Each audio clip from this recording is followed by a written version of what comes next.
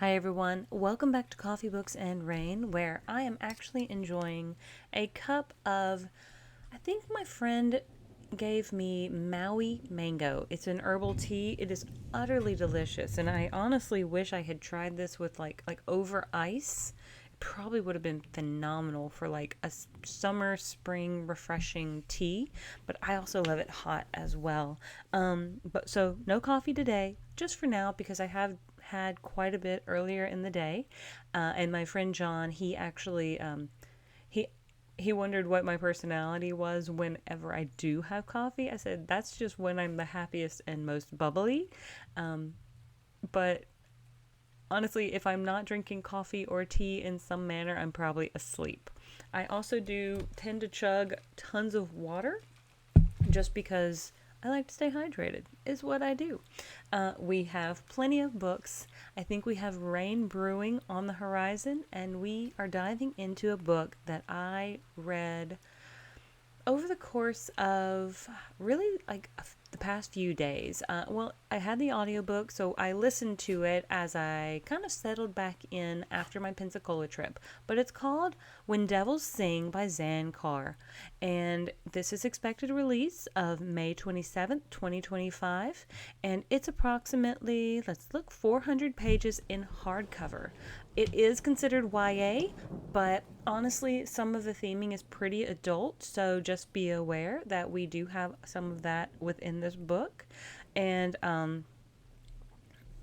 yeah, let me go ahead and dive into this story and the summary so we can get started on my thoughts. Um, Goodreads' most anticipated horror novel. That's actually why I picked it up, because I really wanted to know what was going on. Four unlikely allies in a small town investigate a local teen's disappearance, and what they discover festering at the core of their community is far more sinister and ancient than they could have imagined.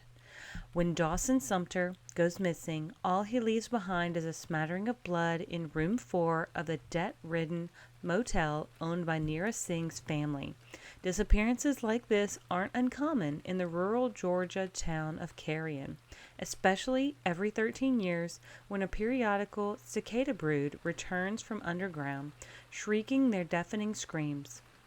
For Neera, Dawson is another reminder that in this corner of the South, the rich only get richer, and the poor, well, nothing good comes their way. Neera sets out to investigate Dawson's whereabouts, if he still lives, along with 3 other teens: Isaiah, son of a prominent judge and clandestine true crime podcaster; Reed, son of the wealthiest man in the region; and Sam, estranged daughter of the local hitman. As they find themselves entangled in a messy web of secrets and lies, they discover the riches of the adjacent Lake Clearwater community have a terrifying source of power dating back to the town's founding, and an ancient urban legend about 3 devils, each more sinister than the next. How deep the rot goes, and can they find a way to escape its reach? So, I picked it up because not only was it one of Goodreads' most anticipated horror novels, it had a setting in rural Georgia. Now, this book states that it is in southwest Georgia, so I'm guessing the bottom closest to Alabama and Florida, and it is in a town called Carrion. I do not think there is really a Carrion, Georgia. I'm going to Google it real quick because I did not previously. But we're going to find that out because I like the idea of it happening in a non existent town. So just kind of saying, let's see, Carrion, Georgia. No, there's no real Carrion, Georgia. So, okay, good. That it puts it in a real state and gives you the idea that this place could exist, which I love. And yet it doesn't really exist. Now, I will say there's one other author who has done that in a way that relates to me, and that was the Sookie Stackhouse series, and I'm drawing a blank on the author's name, but it's the Stackhouse series. It's like a vampire series that had a whole True Blood series. It takes place mainly in like Louisiana and like Dallas and those areas. And that's an area I grew up in. But a lot of those areas, now a lot, not all of them, exist on the map. There's a mention, I think, in the first book about going to Dillard's at the Pecanland Mall. And I used to work in that mall, so that was kind of a cool reference. I also think one of my friends dated the author's son for a hot minute. But it just happens when you're in a place like Louisiana. But going back to Georgia and this rural town in Georgia, you have Carrion. And Carrion is the kind of what you could call the poor side of town. It is the, if you put a river in between Carrion and Clearwater, Carrion is the poorer side of town where everyone kind of struggles. Lake Clearwater is where the rich only get richer. They only seem to prosper. They have lake houses and boats, and it's kind of gorgeous.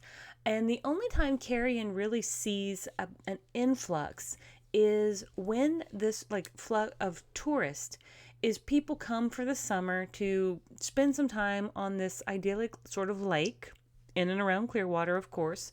And so they'll maybe rent out some rooms in the Carrion Motel. Maybe they're not as expensive.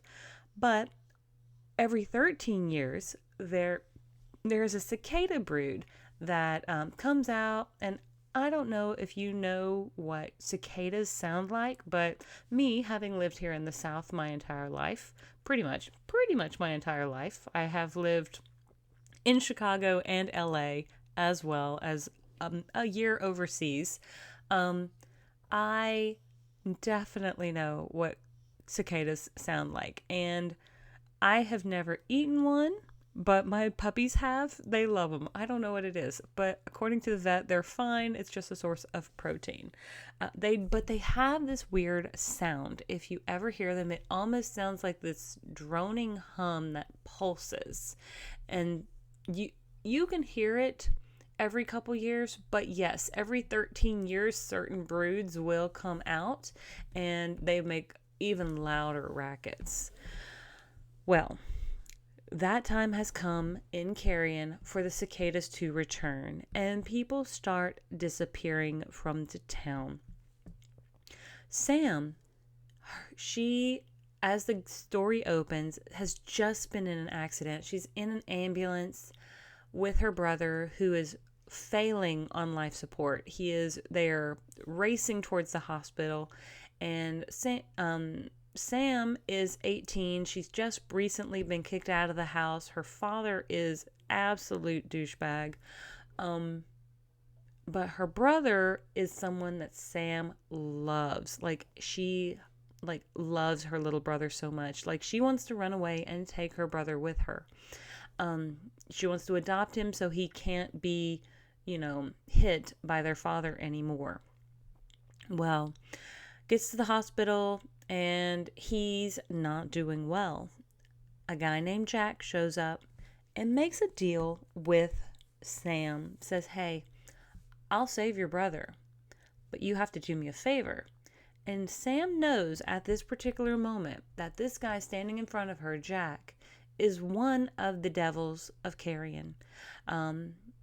And we do learn there are three. There is the cicada devil, there is the snake devil, and there's the raven devil. Now, they don't truly have names, but of course people who encounter them do tend to give them a name, so I think that's where Jack comes from, and he may just throw that out there. But we do learn that she's going to make this bargain to save her brother. Now, this is not a spoiler because it happens really, really right at the beginning of the book. Sam says she will tell a lie for the devil if he will save her brother. So Sam goes back into the hospital after making this bargain and finds her brother actually no longer with the living. She reaches over, she grabs his hand, she starts crying, and within a few moments, he's squeezing her hand back, and he is revived. Well, her mom seems to know what Sam has done, and her mom's not a good person anyway, and nor is her father, if we remember correctly. He is, again, a douchebag. But at least Sam's mom seems to know why her brother Ben is alive. And her mom is furious because I guess her mom doesn't believe in sinning even though she's married to a man who's a hitman. I don't get the irony nor the I don't know, the doublespeak, the like do as I say, not as I do kind of thing. I don't know. But she saved her brother, so that's all the Sam really cares about. Now we switch over to Nira, and Nira is working in her grandparents' motel. She's scrubbing some blood off of the bathroom in one of the rooms. And I was like, dang, is this like a normal occurrence? Do people just like hit up the local motel to just no longer be around anymore? Like, do we have this happening frequently? Because maybe we need to do something about this. But Nira has this dream of becoming like a famous or professional singer guitar player, and that's what she wants to do with her life. Her brother, or not her brother, her uncle AJ was her greatest hero, her biggest inspiration, and she wants to follow in his footsteps, even though supposedly he passed away, which he did pass away, just maybe not in the ways they were told he passed away. So we then have Nira, who starts getting involved in this as well. Isaiah, he is the son of a prominent judge here in the South. And this judge, I want to say his name is Lawrence. He becomes buddy with a lot of the people in Clearwater. And there's different ways you can kind of be a part. Like if you grew up in Carrion, then you're always like kind of part of that crowd. However, Lawrence, he got himself out. He got this prestigious degree from Harvard. And so he's trying to become part of the Clearwater community. And so he wants his son to follow in his footsteps to also change his fate, so to speak. But Isaiah doesn't really want that for himself. He has this kind of secret that no one really knows about. He's like the creator and the producer of this very popular top 10 podcast called like Secrets of the South. And nobody knows it's Isaiah. They just they don't know. They just think Isaiah is this guy who goes to like school. He's going to go to Harvard in the fall, all of this. But Isaiah's not really sure what he wants to do. And then we have Reed. Reed, who is one of the he's the only one who's really a Clearwater resident, and his father is the Clearwater guy. He is one of the Langleys. I had to think of their last name. He is the youngest son of the Langley kind of family, and the Langleys were the one who established this community years and years ago. Well, we do get to learn quite a bit of the history, but we are now on a hunt to figure out what happened to Dawson. And so Isaiah knew Nira because I don't know if they had kind of dated in the past or what, but they seemed to have a connection in the past, and they kind of fell out of touch after Nira's uncle died. Sam and Nira seem to work part-time at the local bar, so they know each other. Even if it's just casually, they know each other. And everybody kind of at least knows a little bit about Reed because he's a Langley. We also have something else, a connection with the Langley family to Sam, not just through her dad, who is their kind of hitman on call, but something else as well. So the whole thing is really woven well. This story is very engaging and just intriguing, and you just want to dive into the muck even more. I was actually fairly surprised to find that it was YA, because even though once somebody said it, I was like, okay, I could see where it's YA. But some of the themes of, and I'll just put it out there, sacrifice, torture, CA against children, all of these are prevalent in this story, and it's not pretty.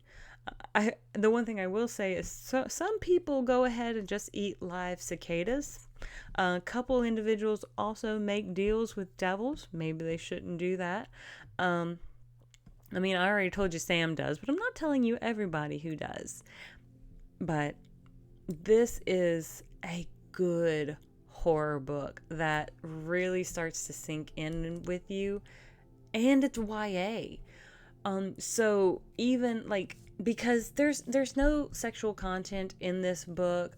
There's really, there's referencing to a couple people's, I guess, leanings with regards to relationships, but honestly, I was blown away. I think that's why I was so riveted to this story. And I've listened to this directly after the story of We Live Here Now, and honestly, like, all of my like horror taste buds were just tingling with the great combo that I had of two different very horrific stories, in very different ways. One more of a haunted house psychological, this one small town rural Georgia psychological with cultish like tendencies and lots of buried secrets. Really well woven though. I'm not sure what else. Some of the characters aren't super likable. Some of the characters, like, I don't know.